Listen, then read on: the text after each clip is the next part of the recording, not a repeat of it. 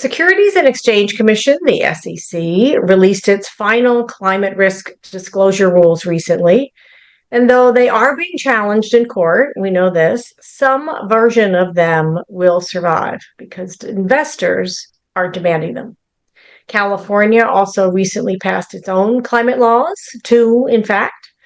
And both of these new sets of reporting requirements may apply to any company doing business there in California. These will affect most of us, no matter where we live, work, do business, or invest, frankly.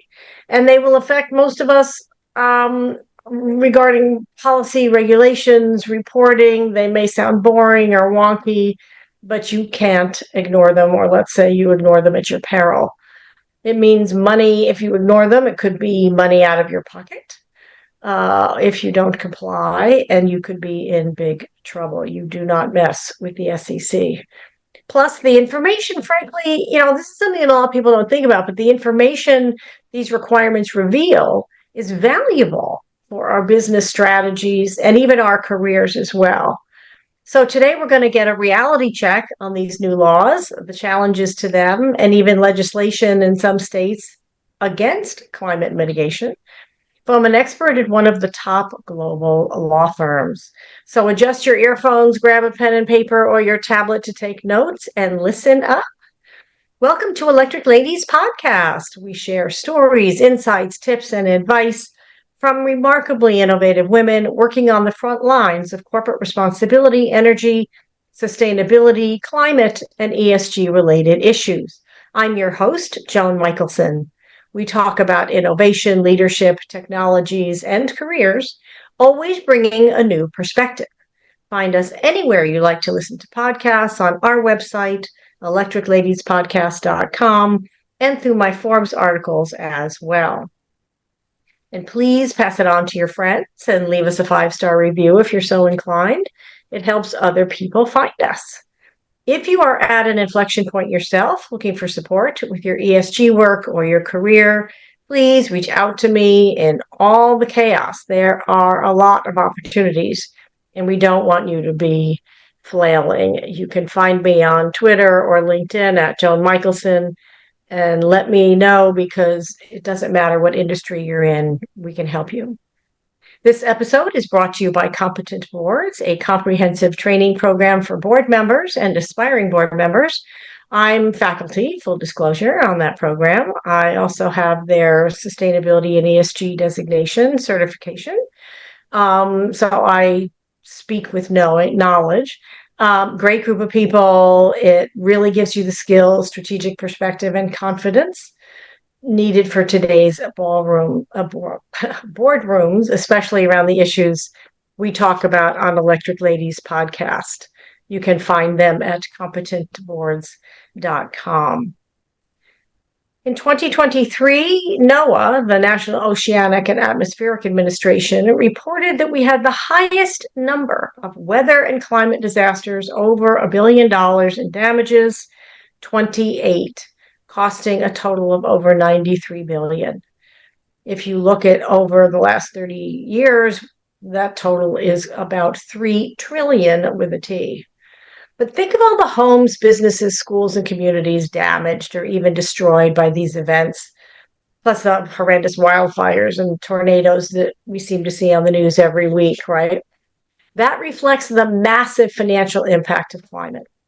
It reflects also why homeowners and businesses and community leaders need to seriously consider the financial impact of climate change, and why the investment community is demanding more and better data. And that is at the root of these laws. That's at the core of why the SEC developed its climate risk disclosure rules. Christina Wyatt, who I had on Electric Ladies, led the SEC's task force developing the original climate risk disclosure rules. She said investors were clamoring for them. They wanted comparable, reliable, consistent data that they can use to make informed investment decisions. And up until now, it's been the hodgepodge of standards and frameworks, and frankly, mostly voluntary. We talk about a lot of those frameworks here on Electric Ladies Podcast. And in addition to the SEC, as I said in the introduction, California's policymakers just passed 2 powerful climate disclosure laws. because, and by the way, they affect any business that operates in California, which we'll talk about today. The impact is truly profound. And there are lots of what I call screaming meanies yelling in legislation trying to put a stop to all of this good stuff about the climate and data. But what's in these rules? What do we need to know? Let's find out from an expert. I'd like you to meet Tara Junta, a partner in the litigation department of the renowned global law firm Paul Hastings, where she is global co-chair of the ESG and sustainable finance practice. She's also a member, I love this, of the firm's investigations and white collar defense practice. Ooh, I love that. There's some great stories in there. Knows how bad guys hide money. So there we go. Anyway, she advises global companies on risk management and compliance, developing reporting and disclosure frameworks, and a range of other important business issues. She's also been very active in supporting the sisterhood, getting women on boards. She started a firm publication about it called Breaking the Glass Ceiling. She is the advisor to Women's Business Collaborative, where I met her recently. I could go on and on and on, but I won't. She earned her law degree from Catholic University and her bachelor's degree cum laude from Tufts University. So without further ado, please join me in welcoming Tara Junta to Electric Ladies podcast. Hi, Tara. Thank you Hi there. Thank you for inviting me. It's a pleasure to talk with you today. Oh, you're welcome. You're welcome. So let's start by level setting. Tell us, how do you see the SEC climate risk disclosure rules? Sure. And I really appreciated the way you framed today's discussion because the SEC's climate rule needs also to be viewed in the broader context of globally what's happening, what's coming out of the EU, and then also what's happening at the state level. So just with that kind of bird's eye view for a moment, we really in the United States are being more reactive and behind the curveball, for, if you will, than in Europe. In Europe, they're very foot forward, and this kind of is how they approach it as a general matter too, with regulations first and then kind of business catches up. We kind of tend to take the latter approach, the reverse approach.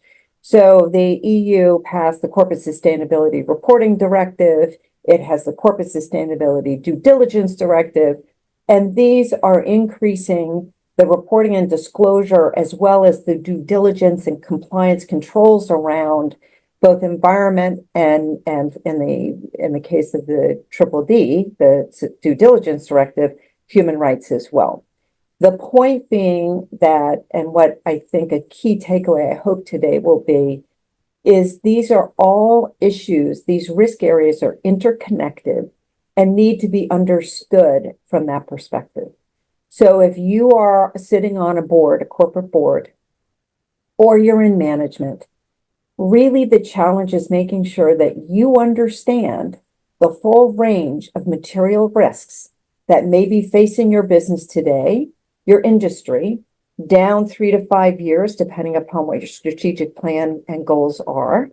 And how do you make sure that you really understand the ones that are material? Because otherwise you get overwhelmed by the universe. What are material? How do we risk rank them? And how do we put the appropriate controls in place to mitigate those risks, to allay those risks, to maybe contract out those risks, right? And so if you're sitting on a board or you're a member of the executive leadership team, I really urge you to please don't have too much tunnel vision to what you understand today as being the legal regulatory framework. You need to make sure you're stepping back and understanding geopolitical risk, social cultural risk, legal regulatory risk, activism. What are the activists looking at, right? All the different stakeholders in your ecosystem, right? Who are the key stakeholders that you need to be aware of, so that you can make sure that you're tracking those risk areas and their relevance to your company and how you need to be responding to those. You don't want to be reactive. You want to be proactive. So that is just kind of the bird's eye view. The SEC's climate rule. So that was over 2 years in the making. They released their proposed rule in March of 2021. I think 22, maybe 22. Sorry, 2 years. I'm losing track of my years. Very comprehensive, huge proposed rulemaking. Hat off to the SEC in the fact that it had the courage to put those rules out there, those draft rules. It generated a lot of debate, a lot of pushback, a lot of endorsement, a lot of, I think, candidly, a lot of companies just feeling overwhelmed. Like, oh my gosh, how are we supposed to respond to that and not, break the bank in terms of all the infrastructure we have to build? And I think, too, during the 2 years of the debate over what the final SEC rule should look like, we also have had the Corporate Sustainability Reporting Directive passed, all of these other initiatives coming out of the EU. You have California, and I'll talk about that as well in a little bit, because they actually go farther than the SEC rule. So you have, I think, a broader understanding among many companies as to, look, we need to be tracking, as you started us off today with, you need to be tracking these risks because they matter. They matter to your, not only your investors, your customers, your employees, the activists. They matter because they potentially, again, material climate risks, they have the potential of significantly adversely impacting your business in the short, medium, long term. And so that goes into my introductory comment about understanding the range of risk areas that face your company so that you are being judicious, thoughtful, and targeted in terms of how you're addressing those risk areas. So, excuse me. So let me just give you some data points on the SEC's rule. It was finally passed in March of this year. And then we'll talk about the litigation and its state currently. But let's just talk a moment about what it requires. So it requires material disclosure of material climate-related risks and their impacts on your business. Really thoughtful as to what they mean to you. Material climate-related impacts. What activities, what have you done to try to mitigate those risks, right? What material expenditures have you incurred or do you plan to incur in order to address those risks? We talked about the board and executive leadership team. What is the board's oversight of climate-related risks? How do they oversee it? Is there a climate committee? Does it sit in non-gov? Does it sit in audit? What is their role in guiding management? On the management side, what's management's role in terms of managing material climate-related risks? They want the registrants also to describe the process by which they identify, assess, manage material climate-related risks. You can't just say, yeah, we do this, we've got it, we know what they are. You have to tell investors and the market how you have approached assessing your climate-related risks and addressing them.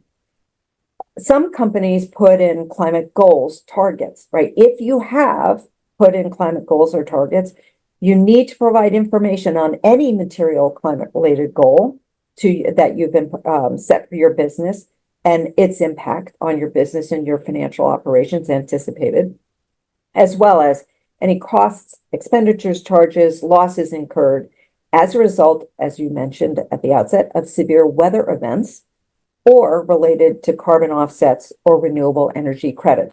That's a whole nother topic for a discussion, Joan, in that the whole carbon credit industry and renewable energy credits. So, but there have been a lot of questions about the integrity of those carbon credits and whether they really are legitimate. And so the SEC wants to know if you're basing your greenhouse emissions reports on the fact that you have carbon offsets, they want to know that so that your investors in the market can evaluate that. Okay, so that gives you.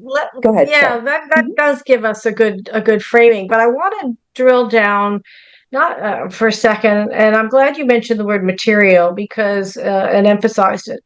I worked at Deloitte in the past. I've worked with a lot of accounting firms. I've been, covering this stuff for a long time now. And that is a very key word, which a lot of people do not understand. So explain for the lay person as well as maybe a business person what material means, what it having a material impact on your bottom line, on your cash flow, on your business, on your operations, to the point where it needs to be something that you report. How would someone look at that and know that something is material or not? Well, it's a good question, and it's something that requires a lot of thought and analysis, as well, by the way, as we're going through with clients right now with regard to the Corporate Sustainability Reporting Directive, what constitutes material, what metrics have you hit, and how are you evaluating that? So material is what a reasonable investor would consider to be material in making a decision as to investing in your company. So is it something where if you did not disclose that information, it could affect an investment decision? And you're absolutely right. And part of the challenge I think some companies have in thinking about it is like, well, wait a minute, climate change or severe weather events. Like, do we know severe weather events are going to come and hit it, right? So there is, and one of the changes, by the way, is to give kind of a safe harbor for certain litigation in the new SEC climate rule. But is an appreciation for the unknowns. And by the way, we're going to talk about the litigation, but that's a lot of, I think, the impetus behind the lawsuits, right? Which is, hold on a minute, this is an area that's evolving. We have different climate standards, different ways of measuring. The SEC on the flip side of that says, yeah, you're right, which is why we want to disclose. We want consistent, comparable, comparable data points, not only across different players in the industry, but year over year for the same company. And if you don't have the consistency, it's hard to evaluate. But really the pushback is, hold on, we're getting mixed information as to what's material, what's critical, what standard should we be applying? How should we be measuring it? One of the critical elements in the Corporate Sustainability Due Diligence Directive out of the EU is it's not only on your own operations, it's in your entire value chain. So yeah. How are you going to evaluate that in your supply chain? What standards are you using? Are the entities in your supply chain using the same standards? Does that make them wrong and you right? So that's part of, I think, personally, the feeling of pushback and the basis for the pushback on the SEC's climate rule is, wait a minute, there's a lot of different opinions as to how we measure these different climate areas and environmental impacts, weather impacts. And so how are we supposed to evaluate whether it's truly material or not, which is part of the reason why the SEC wants you to describe all the process that you went through to evaluate it. And by the way, if I'm a company, I want to do that because right. I want to show the market that I have been thoughtful and as thorough as possible, understanding that there are judgments being made, right, as to here's the process we went through, here's how we evaluated it, here are the procedures and policies, procedures, and tools that we put in place to try to mitigate those risks. And guess what?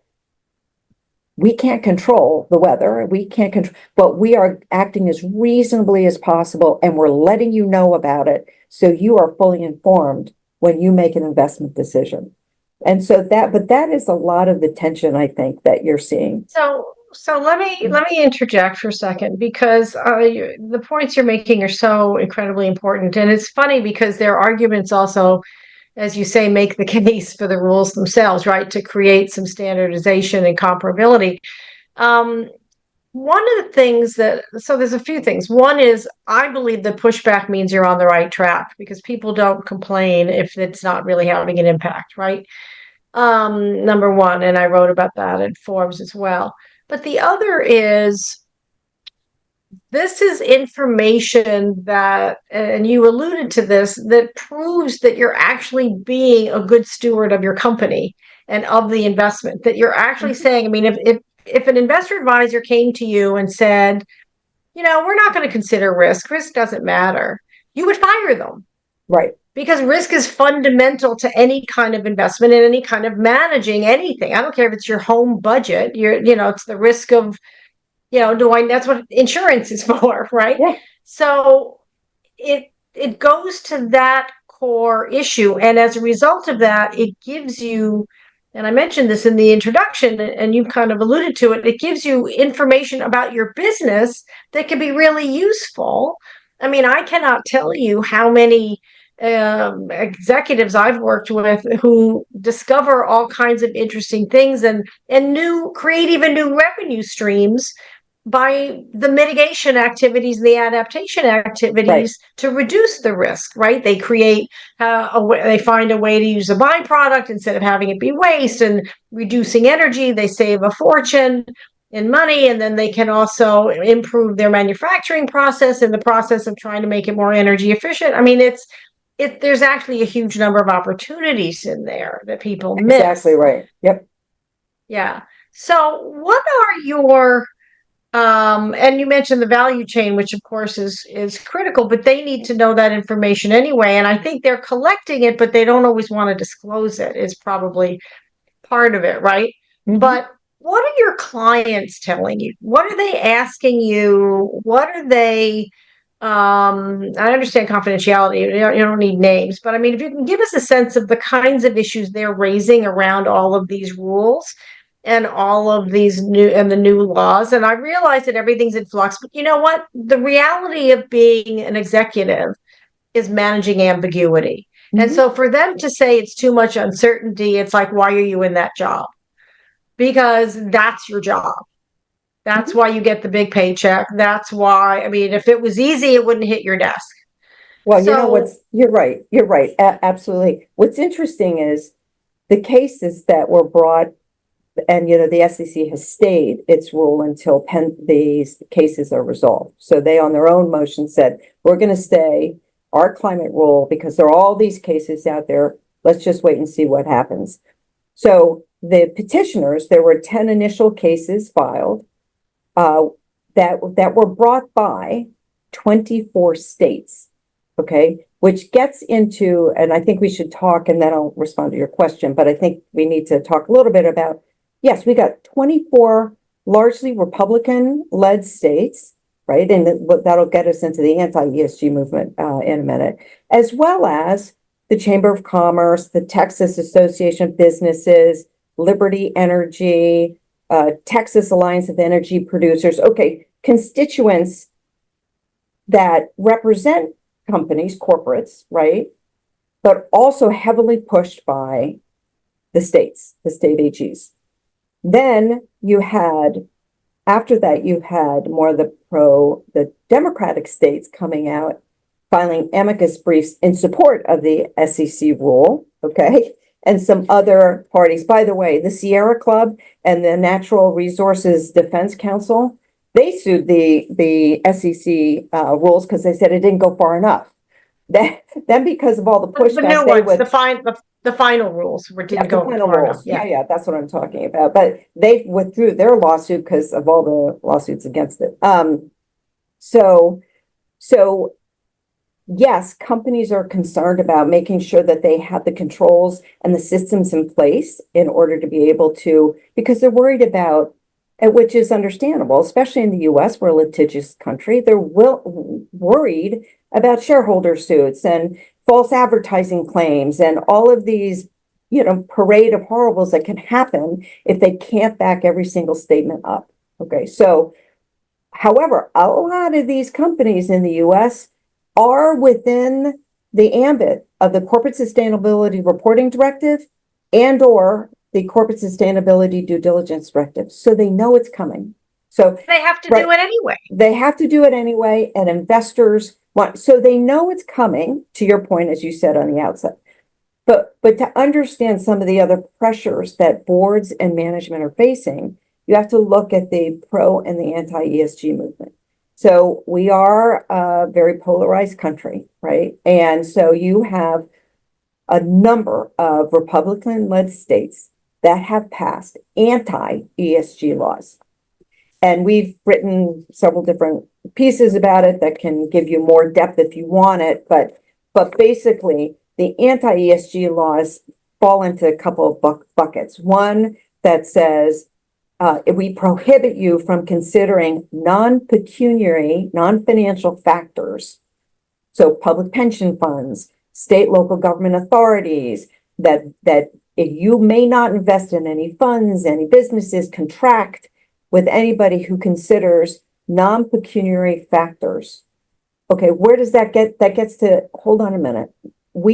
My clients, funds, PE firms, corporates, they don't make decisions willy-nilly, arbitrarily. They don't make decisions that don't take financial impact into consideration. Of course, PE firms and funds, they're all about the return on investment.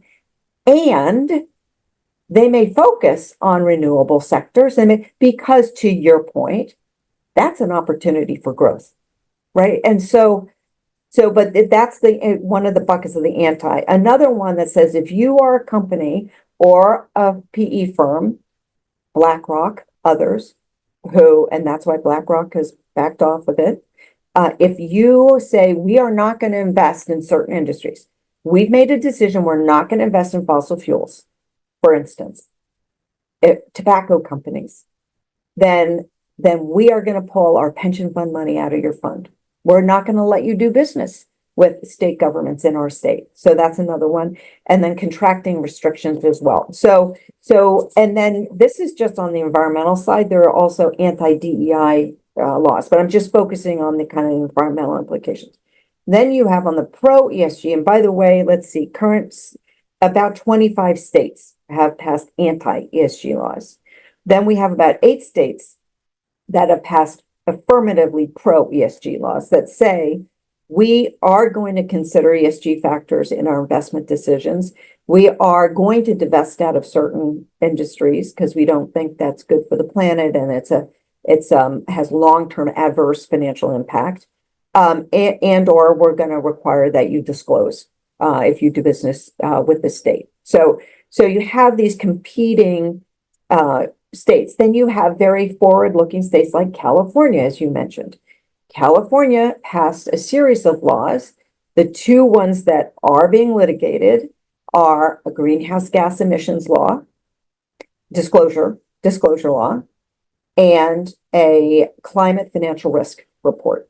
Those are 2 laws. They were passed last October 2023. Governor Newsom signed them into law. At the time, he said, I am concerned about the deadlines. California's greenhouse gas emission laws include scope 3. The SEC's climate rule, the final rule, removes scope 3 because companies are like, we don't even know how we're going to get reliable data on our scope 3 emissions. We need to just focus on scope 1 and 2, right? And so the SEC said, okay, right, let's just focus on scope 1 and 2. California, as you noted, it's public companies, private companies that hit certain revenues that do business in California. So if you have 1 billion in annual revenues, the greenhouse gas emissions disclosure law and do business in California applies to you. If you have 500 million in revenue and do business in California, the climate risk financial report requirement would apply to you. Okay, so there are different metrics. The regulatory agency, the California Air Resources Board, for about 7 months in the budget, the California budget, Governor Newsom did not include a budgeted item for CARB to staff up to be able to actually implement regulations for these 2 laws. And honestly, my personal view, I haven't talked to anybody in California, is because he said some things need to change. He said when he signed them, I'm going to work with the legislature. Some things need to change. Scope 3, the deadlines you have here, companies aren't ready to start disclosing January 1, 2026 for 2025 data. Okay, so he introduced. He tried to delay the implementation of it, but they pushed back, right? He tried to, And yes, the California legislature in the end of August passed a law that did make some tweaks, but it kept the deadlines, but it extended the deadline by which CARB, the regulatory agency, can implement regulations. So Okay. now it's on his desk. We will see whether he signs it or whether he vetoes it. That's what So we I don't know want yet. to, what impact? I mean, there's several things. First of all, I just want to call out something that I think you and I are both know but are not stating, and I've talked about it a lot before on this show, is that you don't companies have to verify this data by a third party Yeah, independently. right. This is not just throwing numbers out there and saying trust us, whatever. They have to be verified. That's the Deloittes of the world, the accounting firms of the world, and others are working diligently to put that in place and support those companies in doing it. So I just want to give everybody a little bit of, investors. I mean, that it's like audited financial statements. You don't just put out a Right. financial statement, it has to be verified by somebody. So a reputable auditor. So there's that. But this thing is, you mentioned that this is somewhat reactive to what, as opposed to Europe being much more proactive. The market has been doing this kind of work and seizing the opportunities in this space for a long time. Suppliers, even to get a government contract to hire people, they're demanding that you're doing this. I mean, I've had people on my show who are top executives at major Fortune 100 companies who are in sustainability roles, who say their HR people or their hiring manager executives will call them and say, hey, I've got so and so candidates who are interested. I'd love to hire them, but they won't agree until we tell them what our sustainability system is, right? So the companies, in effect, to me, the regulators are catching up with the market. They're not just catching up with Europe, they're catching up with the market. Absolutely. And so as a result, people talk about what might happen in the election coming up in November, but the reality is the market. I mean, this is the SEC responding to investors saying, get your act together and do this, and because the market is doing it and people are giving us all kinds of different data. So what kind of an impact do you think these rules will really have if the market's already doing it and they're already using some systems? I mean, yeah, they now have to give it to send it to the SEC, not just to, and they have to put it in the SEC's format, et cetera. But what impact do you think let's just say they pass, or they pass as close to what they presented as possible. What impact do you think they'll really have? Actually, I think it will have impact. You're right. I agree that many companies are already being responsive and putting the procedures and processes in place. They know it's important for their business.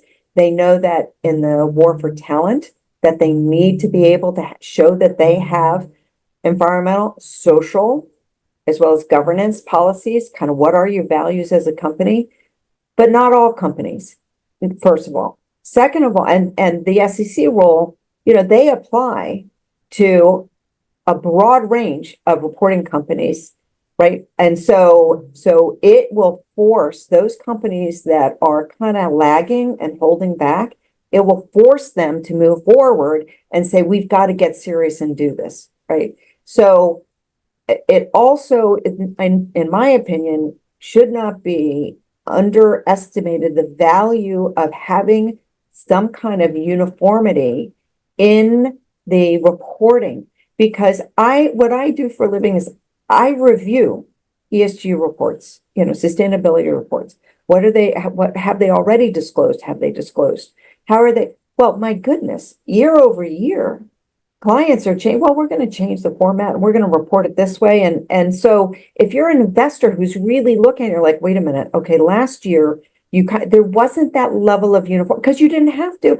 And by the way, it's not trying to be duplicitous. It's because they're trying to figure out a way to enrich and deepen the information that they're providing, and in a way that will be digestible, right, to the market and to the reader, so that it's not just a bunch of data points, but you're putting it in the context of the company's business, its strategic plans, its values, its risk profile, and the processes, procedures, and systems it has in place to address those.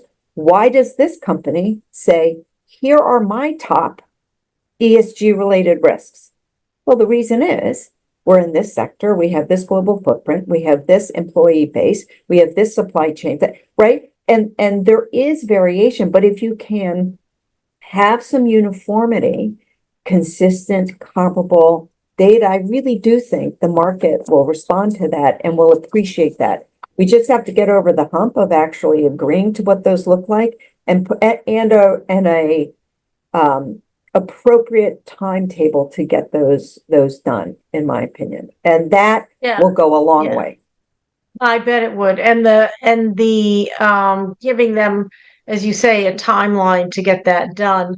Are there you work with so many different companies and there's so many different ways to collect this data, right? There's now, I mean, Christina Wyatt, who I mentioned earlier, now works at Persephone. They have one. Salesforce has one. Deloitte. I mean, almost every firm that helps with this work in some way has some kind of a SaaS software as a service tracking system.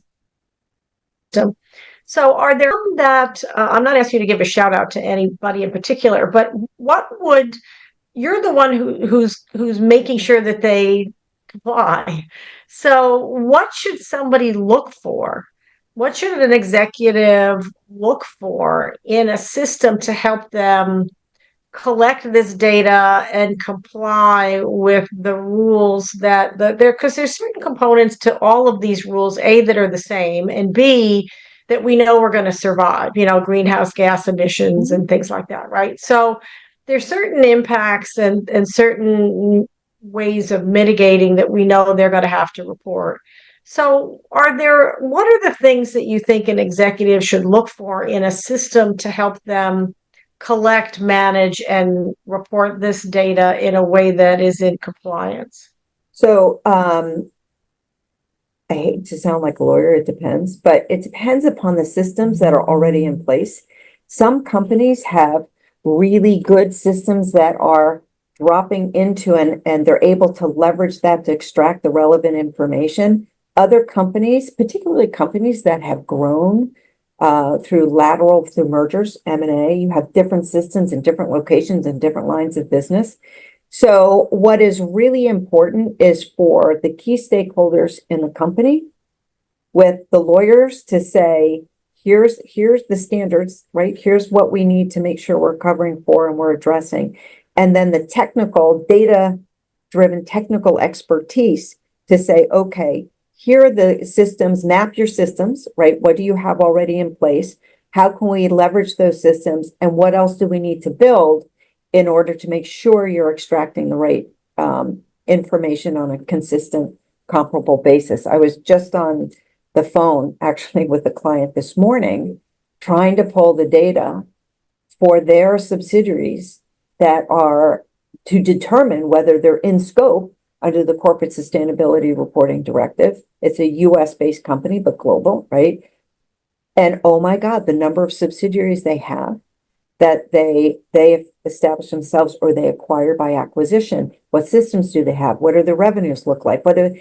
It really depends. But I will say, to your point, and you mentioned this, companies, if you aren't starting now, you better get started, because it does take time to be thoughtful and incisive in what your systems look like, what support do you need, and how can you map those systems, but develop an action plan that is actionable within a reasonable time frame that's going to get you to where you need to be in order to meet the reporting requirements and deadlines, right? Even understanding that we don't know, given the litigation, and we shouldn't underplay the impact of the election in November, because we will see what happens after November.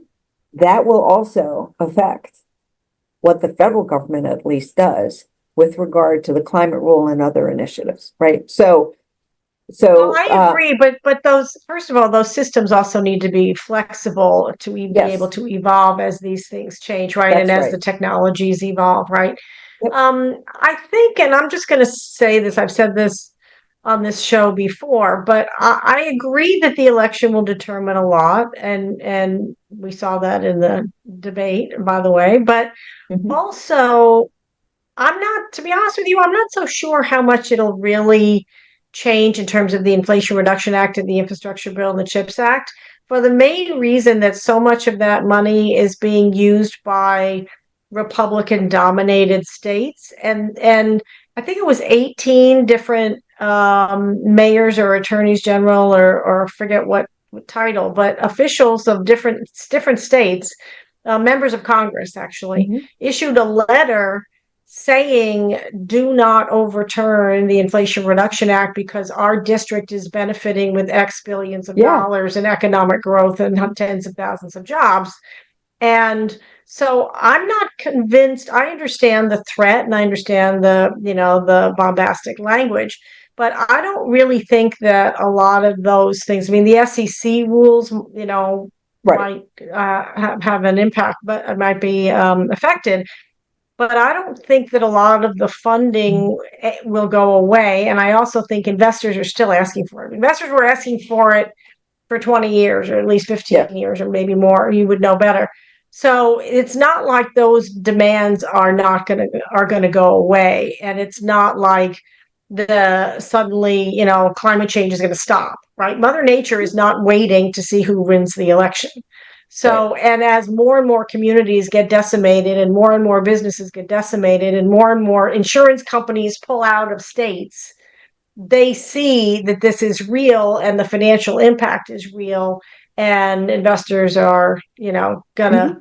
gonna continue to Yep. demand it. So that's I my think I uh, agree to a point. I agree largely. I think where I see it is, I was thinking more specifically about the SEC's climate rule. I okay. think, right, that um, I don't think to, as we were discussing, many companies understand that this is still an issue they need to deal with, right? But having the consistent comparable, I think would be valuable. I think if I'm a company having to understand and respond to a patchwork set of state laws right is just inefficient. It's not optimum. If I'm a company, I don't want that. I want to be able to do one rule. It covers, one report. It covers everything, and it's kind of, we have alignment on it.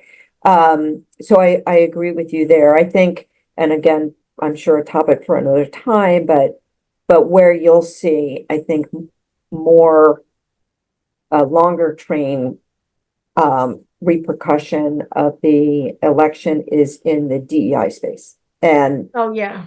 and the DEI and the anti-DEI legislation. Um, and we're already seeing the impact of the Supreme Court decision from a year ago on that, the affirmative action case. So I want to ask you one other question, then I want to get some career advice from you, but this is a little bit this is on the same topic but a little bit sideways. I'm To me, a lot of this reflects the changes in the economy writ large, right? I mean, suddenly we have climate rules, and we have from different angles, and we have legislation, and we have the $3 trillion in the bills. And as we've talked about, companies have been doing this a while now Mhm. themselves. So to me, that really reflects a different economy and a different way of measuring success in the current in an economy in today's economy. And I'm frankly writing a book about this, so I just love your thoughts on how do you see these rules on top of the economic data that you might review every day. What does it tell you about what is driving the economy? How important are people and planetary issues to the economy as well as profit? What's the I don't want to say balance, but are they equal? Are they? How do you see the economy shifting? I mean, what are your observations on Do you that? mean from an investment standpoint, is it shifting, or risk standpoint? Well, either one you want to go for. So, I think there is truly a growing appreciation, truly at all levels, of planet and the interaction of planet and people, and the need as you mentioned, Florida, insurance companies pulling out of Florida. If you live in Florida and you're in a flood zone, which is like how high a percentage of Florida, right? What are you going to do? If you're a retiree, what are you going to do, right? So even though Florida is one of the biggest anti-ESG states, right? It's super conservative. It's got real climate related extreme weather events. And we're seeing more of that. Look at not just the wildfires, but the hurricanes and the tornado devastation, right? So there is such a growing appreciation of man's role in climate and our responsibility. I do think that many companies understand that as well. I review so many sustainability reports, work with management and boards. There is where the rubber hits the road is, and where I think the pushback can have an impact is how much do you invest in addressing those risk areas versus giving dividends to your shareholders, right? Like, how are you, right? And so it is a balance. Is there a perfect answer? No, but that's where the transparency helps, I think. That's where you say, here's how we have evaluated it. Reasonable people can disagree, but we are here as the board and the management, we are here to evaluate those risks, tell you how we've evaluated them and what we've done about them. And next year, we may, which absolutely is always said, that's great. And by the way, we learned X this year. And so we're shifting a little bit in order to address that shifted risk area, which, by the way, as you started out saying, is just good governance. It's good corporate governance. It's good risk management. But I do think there is really a growing appreciation about the interplay between man and planet and our role in trying to address that. Oh, thank you for that. I appreciate that. And that can be definitely a longer conversation. So I could talk to you about 5 hours, but I'll resist the temptation at the moment. But before I let you go, I like to give career advice to mid-career women. And I love college students, but I'm talking about a woman who has maybe 15 years of experience. She's got an education. She knows what she's good at. She's ambitious. She wants to make money, maybe be partner in a big law firm. She wants to grow and be successful, and she also wants to make a difference and does not feel that she should have to trade off. So, what career advice would you give to her? Oh boy. So that's my career. I've practiced for many, many years, always in private practice, but my practice has evolved majorly about 4 different times. And what I always tell the more junior associates here is you need to be looking 360 in terms of industry, what's developing, what's coming down the pike from a technology standpoint, from a risk standpoint, how you should be educating yourself constantly and stretching yourself to go into a new area. Don't just be content to sit and do the same thing. There's a comfort in that, inertia in that. Push yourself to do something a little different. Stretch, try something that interests you that maybe doesn't sit in your comfort zone, because that broadens you as a professional. First of all, it's just so much more interesting than doing the same thing every day, but it also makes you a better professional. Regardless of whether you're a lawyer, you're in finance, you're in marketing, you're in business operations, it makes you a better professional because you are seeing things that the other people who are just doing the same old aren't necessarily seeing, and it will enrich your life. Oh, I love that. So, just really quickly on that point, and you talk about, in effect, broadening and not just specializing. One of my frustrations with the marketplace is I spent many years in corporate America, management consulting, going back and forth between journalism and corporate America. And is that a lot of times they say they want you to broaden and stretch and do other things, but then the people who get promoted or the people who get an opportunity are more often than not the people who have a specialization for X number of years in a given field. And so how do you balance that, proving that you have depth and be open to opportunities for advancement while also, frankly, staying interested in broadening your horizon and learning from what other industries and other companies are doing? Yeah, you still have to have subject matter depth. So I'm not saying that you are such a generalist that you don't have an expertise to bring to the table. What I'm saying is diversify your areas of expertise, right? Don't just sit and do the same thing. So, but you're right, you can't just be a generalist that has too broad, too thin, and not deep enough in terms of your expertise. But it's broadening and maybe diversifying your expertise or moving into an adjacent area of expertise that you didn't anticipate 10 years ago when you started on down that career path, perhaps. Oh, I love that. That's perfect. Well, thank you so much, Tara. Any final thoughts before I let you get back to your life? No, this has been fascinating. It is so interesting. I love talking about it because all of these risk areas are so incredibly important, not only for corporate America, but for all of us, and to really understand the role that each of us plays in achieving success financially, and job expansion, but also being respectful of our climate and protective of our climate. Oh, thank you so much. And it's fascinating stuff, right? Yeah. It's really interesting stuff. So thank you so much for joining us today on Electric Ladies Podcast, Tara Junta of Paul Hastings. So what questions do you have about the SEC climate risk disclosure rules or even the California climate rules? Post them to us on Twitter and Threads at Joan Michelson, and I can pull in Tara if you stump me. And you may win a 30-minute coaching session with me. Please subscribe to our mailing list to stay abreast of our talented, amazing guests like Tara, our articles, and career advice. You can subscribe on our website, electricladiespodcast.com. Thank you for joining us. See you next time.